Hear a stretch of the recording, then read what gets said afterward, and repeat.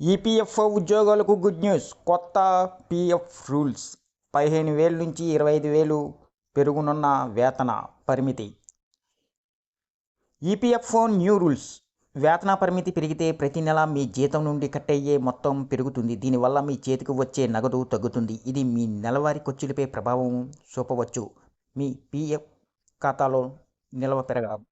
ఈ వీడియోని ఎక్కడ స్కిప్ చేయకుండా పూర్తి వరకు చూడండి. అలాగే ఈ వీడియో కానీ మీకు నచ్చినట్లయితే మీ ఫ్యామిలీ మెంబర్స్కి, ఫ్రెండ్స్కి షేర్ చేయండి. వాళ్ళకి ఇన్ఫర్మేషన్ యూజ్ అవ్వచ్చు. అలాగే ఒక చిన్న లైక్ చేసి మా ఛానల్ని సపోర్ట్ చేయండి. EPFO new rules. కేంద్రం ప్రభుత్వం ఉద్యోగాల ప్రయోజనాల దృష్ట్యా ఒక పెద్ద మార్పు చేయబోతుంది. ప్రస్తుతం నెలకు 15,000గా ఉన్న ఉద్యోగాల ప్రావిడెంట్ ఫండ్ ఆర్గనైజేషన్ ఈపీఎఫ్ఓ జీతం పరిమితిని 25,000 పెంచే యోచనలో ఉంది. ఈ ప్రతిపాదన అమలు చేసినట్లయితే లక్షలాది మంది ఉద్యోగులకు తప్పనిసరి పీఎఫ్ కవరేజీని అందిస్తుంది. వారి పదవి విరమణ పొదుపులు గతంలో కంటే బలంగా ఉంటాయి. పరిమితిని ఎందుకు పెంచుతున్నారు? అయితే దేశంలోని కోట్ల మంది ప్రైవేట్ రంగ ఉద్యోగాలు సామాజిక భద్రతను మరింత పటిష్టం చేసే దిశగా కేంద్ర ప్రభుత్వం కీలక నిర్ణయం తీసుకోనుందని సమాచారం. దాదాపు 12 ఏళ్లుగా పెండింగ్లో ఉన్న ఈపీఎఫ్ఓ వేతన పరిమితి పెంపు ప్రతిపాదనకు బడ్జెట్ 2026లో మోక్షం లభించనుందని తెలుస్తుంది.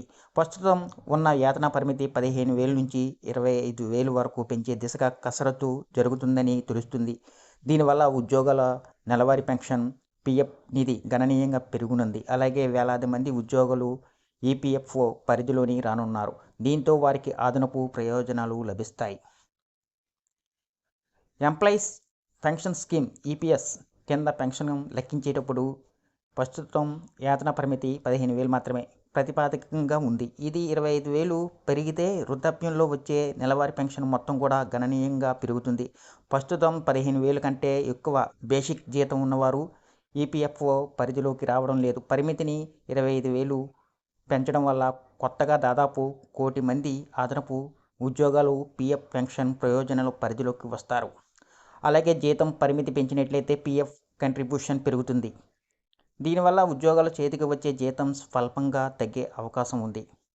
అయితే ఇది దీర్ఘకాలిక పొదుపు పెన్షన్ ప్రయోజనాల దృష్ట్యా ఉద్యోగాలకు లాభదాయకమేనని ఆర్థిక నిపుణులు చెబుతున్నారు.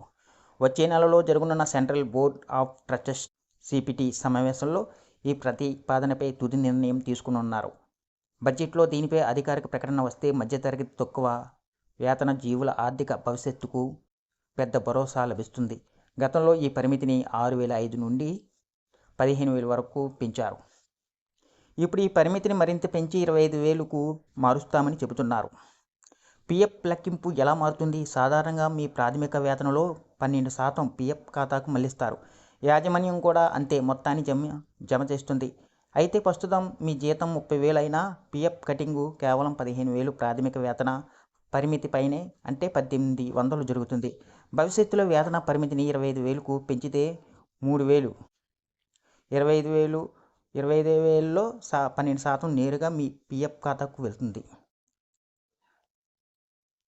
వేతన పరిమితి పెరిగితే ప్రతి నెల మీ జీతం నుండి కట్ అయ్యే మొత్తం పెరుగుతుంది. దీనివల్ల మీ చేతికి వచ్చే నగదు తగ్గుతుంది. ఇది మీ నెలవారీ ఖర్చులపై ప్రభావం చూపవచ్చు. మీ పీఎఫ్ ఖాతాలో నిల్వ పెరగడం వల్ల పదవి విరమణ సమయంలో భారీ మొత్తం అందుతుంది.